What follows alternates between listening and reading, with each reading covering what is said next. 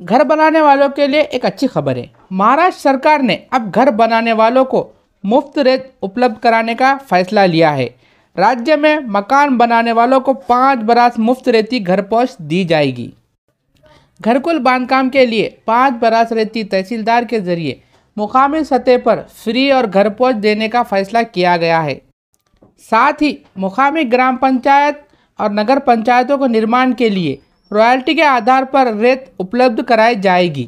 ऐसा महाराष्ट्र राज्य के महसूल मंत्री व नागपुर अमरावती के पालक मंत्री चंद्रशेखर बावनकुळे ने कहा है।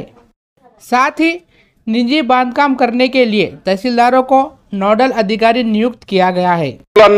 राज्यातले जे आता 20 लक्ष घर आपल्याकडे आले, जुने काही घरकुल बांधकाम पेंडिंग आहे आणि पुन्हा 10 लक्ष घर राज्यामध्ये येणार आहे। प्रधानमंत्री आवास योजनेच्या स्कीम येणार आहे।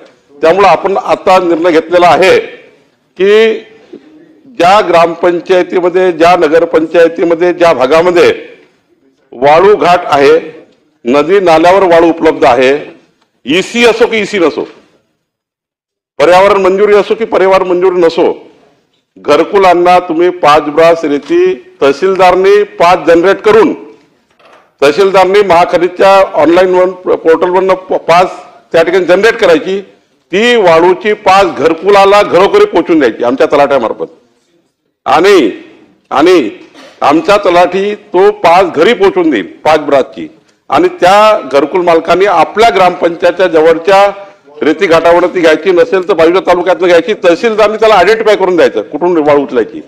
हा एक निर्णय आपण घेतला। दुसरं, ईसी असो की ईसी नसो, अंबादासजी, ईसी असो की ईसी नसो, स्थानिक बांधकाम म्हणजे स्थानिक ग्रामपंचायतमध्ये जेवढे बांधकाम करायचे असतील त्यांनी 600 रुपये रॉयल्टीच्या हिशोबाने 100 ब्रास, 200 ब्रास, 500 ब्रास जी काही रेती ग्रामपंचायतला नगरपालिकेला लागेल ती सुद्धा तहसीलदारकडे अर्ज करायची, त्यांनी त्याला पासेस उपलब्ध करून द्यायच्या। आणि तिसरं, ग्रामपंचायतीमधले नगरपंचायत काही प्रायव्हेट बांधकाम असतील, खाजगी बांधकाम असतील ज्या वाळू घाटाच्या एरियामध्ये, त्यांनी सुद्धा तहसीलदारकडे अर्ज करायचा, त्यांना सुद्धा तहसीलदारनी टीपी उपलब्ध करून द्यायची।